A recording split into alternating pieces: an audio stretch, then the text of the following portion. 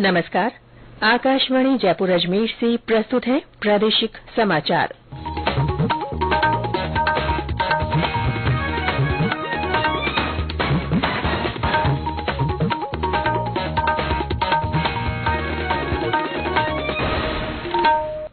मुख्य समाचार। प्रधानमंत्री नरेंद्र मोदी आज दुबई में विश्व जलवायु कार्रवाई शिखर सम्मेलन को करेंगे संबोधित। प्रदेश में 3 दिसंबर को 4,245 राउंड में की जाएगी विधानसभा चुनाव मतगणना। शिव क्षेत्र में सबसे ज्यादा 41 राउंड। विश्व एड्स दिवस आज, प्रदेश में विभिन्न स्थानों पर जागरूकता कार्यक्रम। और राज्य में ज्यादातर स्थानों पर घना कोहरा छाये रहने से दृश्यता कम।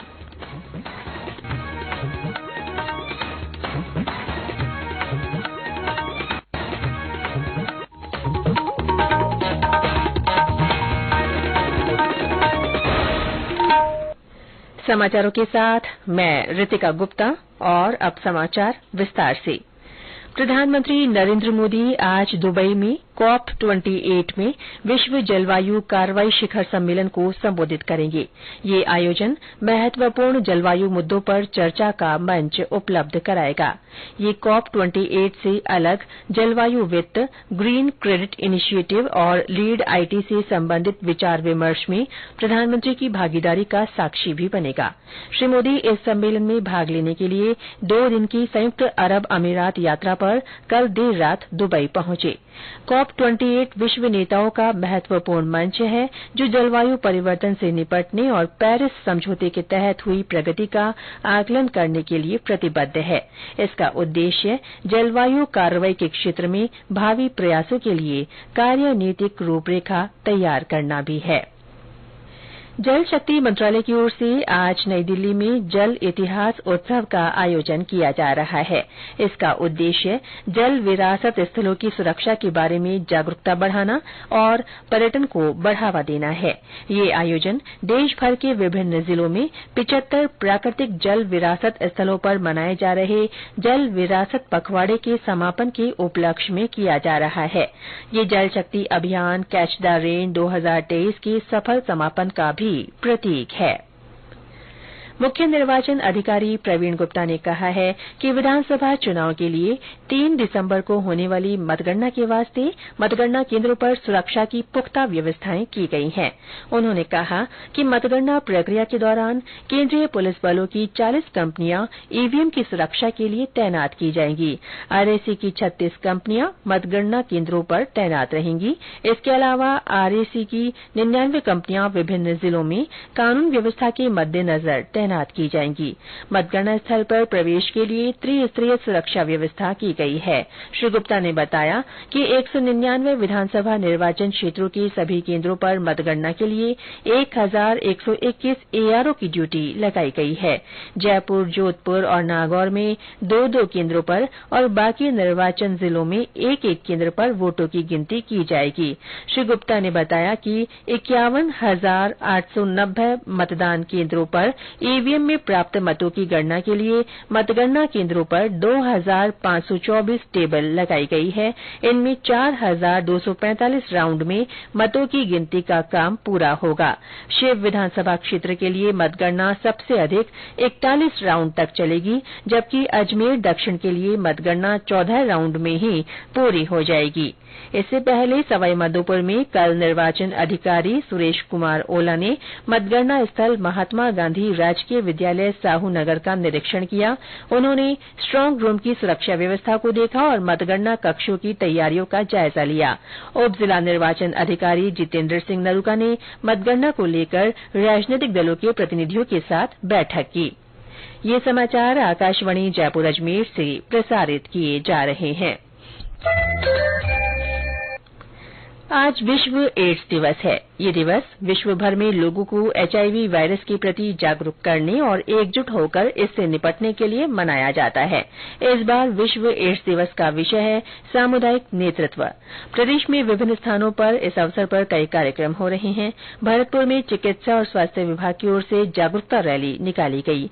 रैली में नर्सिंग कर्मचारियों के साथ नर्सिंग विद्यार्थी और अन्य चिकित्साकर्मी शामिल हुए।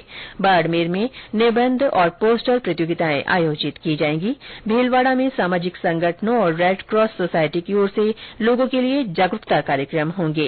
इस बीच विभिन्न स्थानों पर एड्स दिवस की पूर्व संध्या पर भी कई कार्यक्रम रखे गए।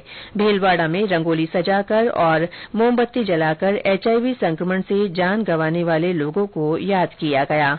बीकानेर में जिला कलेक्ट्रेट परिसर में रंगोली बनाकर जागरूकता का संदेश दिया गया।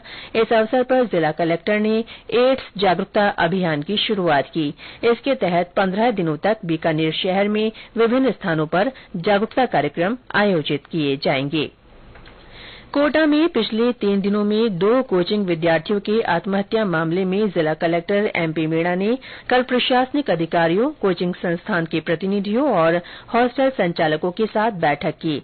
उन्होंने अधिकारियों, कोचिंग संस्थान के प्रतिनिधियों और हॉस्टल संचालकों को कोचिंग तथा हॉस्टल के लिए बनाई गई गाइडलाइन की पालना सुनिश्चित करने के निर्देश दिए।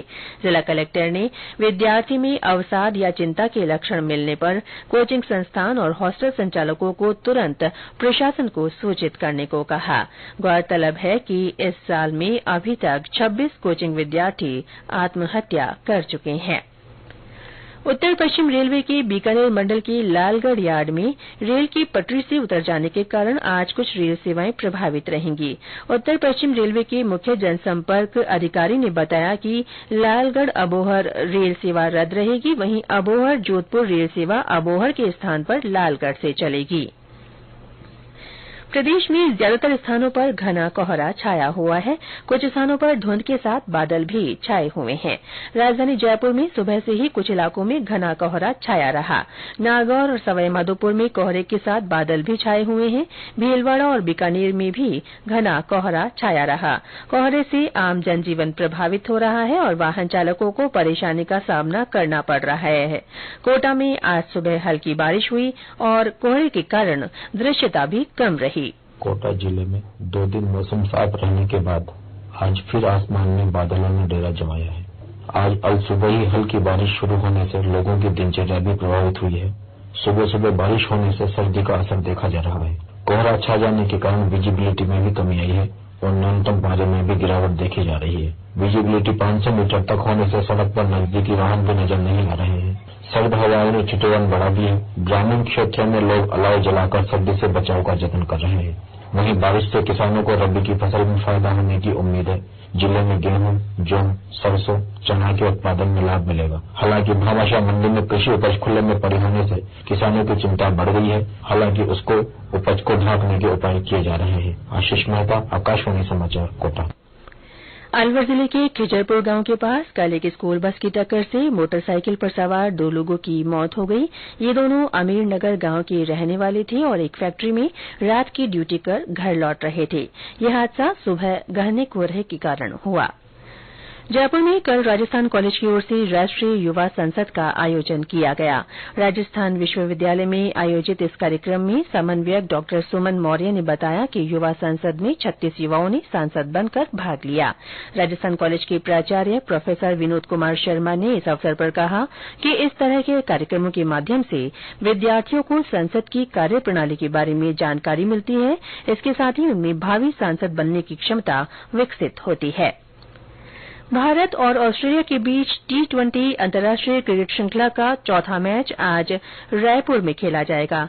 यह मैच शहीद वीर नारायण सिंह अंतर्राष्ट्रीय स्टेडियम में शाम 7 बजे से शुरू होगा। भारत फिलहाल श्रृंखला में 2-1 से आगे है। भारतीय क्रिकेट कंट्रोल बोर्ड बीसीसीआई ने दक्षिण अफ्रीका के लिए भारतीय टीम की घोषणा कर दी है। कल नई दिल्ली में चयन समिति की बैठक में यह फैसला किया गया। यह श्रृंखला 10 दिसंबर से शुरू होगी। और अंत में मुख्य समाचार एक बार फिर। प्रधानमंत्री नरेंद्र मोदी आज दुबई में विश्व जलवायु कार्रवाई शिखर सम्मेलन को संबोधित करेंगे। प्रदेश में 3 दिसंबर को 4,245 राउंड में विधानसभा चुनाव मतगणना की जाएगी। शिव क्षेत्र में सबसे ज्यादा 41 राउंड होंगे। विश्व एड्स दिवस पर आज प्रदेश भर में विभिन्न स्थानों पर जागरूकता कार्यक्रम हो रहे हैं और राज्य में ज्यादातर स्थानों पर घना कोहरा छाये रहने से दृश्यता कम रही। इसके साथ ही प्रादेशिक समाचार बुलेटिन समाप्त हुआ। नमस्कार।